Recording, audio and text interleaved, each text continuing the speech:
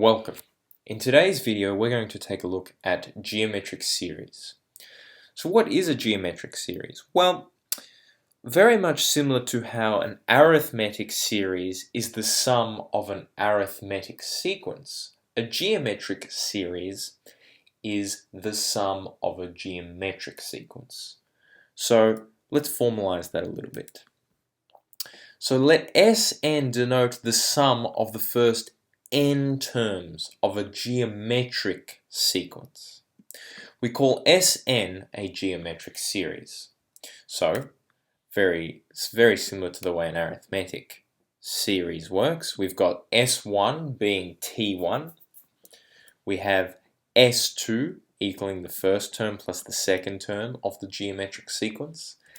S3, the third term of the geometric series, is the sum of the first three terms of the geometric sequence, and so on and so forth until we get the nth term of a geometric series is the sum of the first n terms of a geometric sequence. So just as a side note here, just to point out that we are dealing with Sn is equal to the sum of the first n terms, I'm going to replace those sum of the first n terms with the expression we've already derived for T1, T2, T3, all the way up to Tn of the geometric sequence, which we found was AR squared, all the way up to AR to the n. And now what I'm going to try and do is derive a formula, a general formula for this sum. Is there an easier way than just computationally going through T1 plus T2 all the way to Tn? That's my goal here today, at least. And it turns out there is. So the first step I'm going to do is a little bit of a sneaky step. And I'm going to multiply both sides of this equation, Sn is equal to A plus AR squared, by R. And you might ask, well, why have I done that? And you might know, but let's see why exactly. Well, I've got Rsn on one side is equal to RA plus AR squared plus AR to the n minus 1. And I'm going to expand the brackets here. So now this R becomes AR at the front. This R times AR in here becomes AR squared. This R times AR squared becomes AR cubed. And this R times AR to the n minus 1 becomes AR to the n right at the end. And of course the term just before that, so there would be a term here, should become AR to the n minus 1 when expanded. Now, something to notice here. If we have a look at just this part of the expression, AR plus AR squared plus AR cubed plus AR to the n minus 1, you'll notice that that looks awfully similar to Sn, just without the A. So, what I'm going to do in this next step is, here is my AR, and AR all the way to AR to the n minus 1. I'm going to strategically add an A, because then A actually appears with Sn up the top here. I'm going to strategically add an A, but then I'm going to subtract an A at the back. And I do this because now I can rewrite this whole expression here, A plus AR squared all the way up to AR to the n minus 1. Well, that's equal exactly to Sn.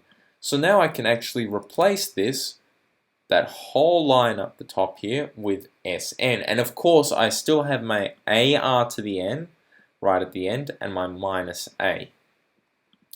And now we've got a new equation here which says Rsn is equal to Sn plus AR to the n minus A.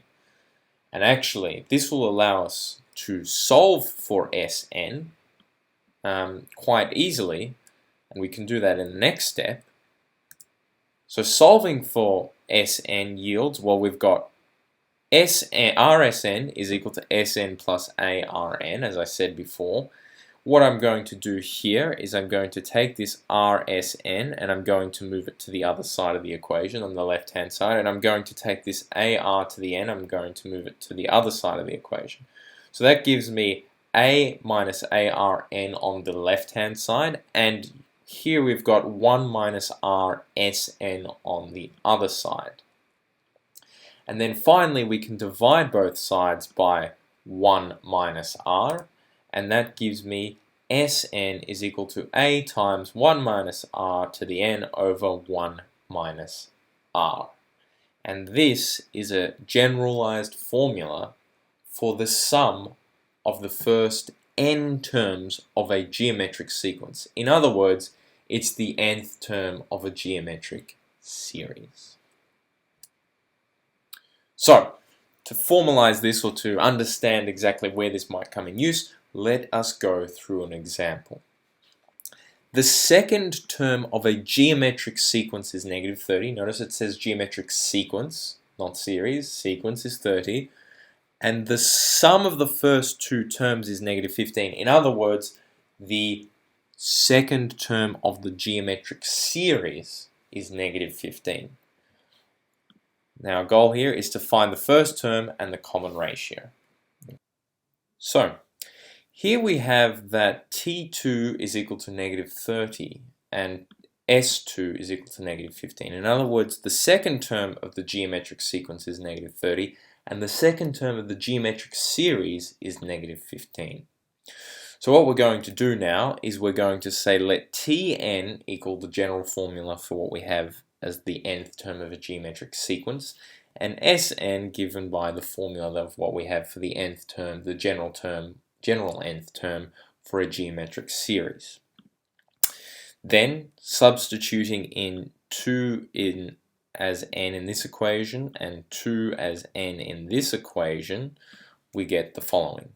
So we get the first part is AR is equal to negative 30, and that comes from substituting in 2 into this equation here.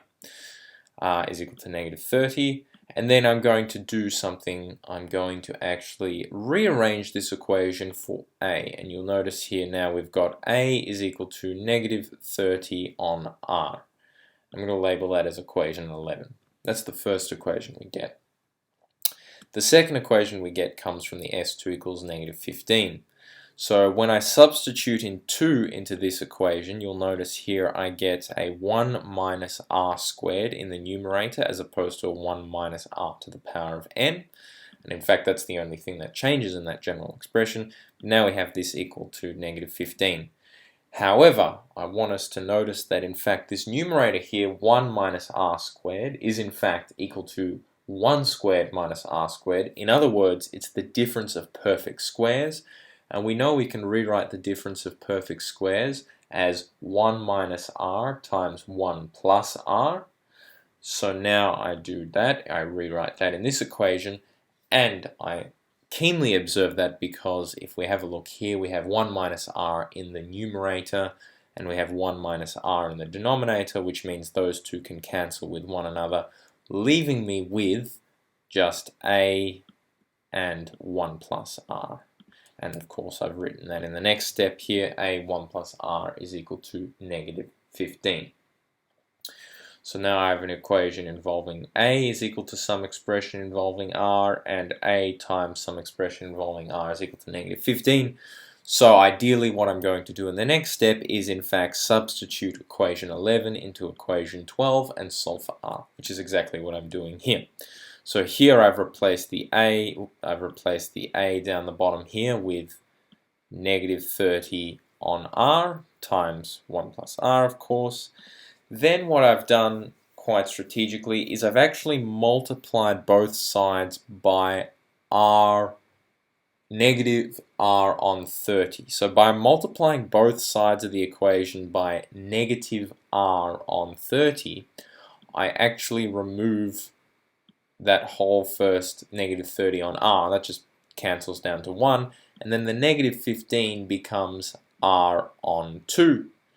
I can then subtract r from both sides of the equation, or this r I can go to the other side of the equation, which therefore gives me negative r on 2 is equal to 1.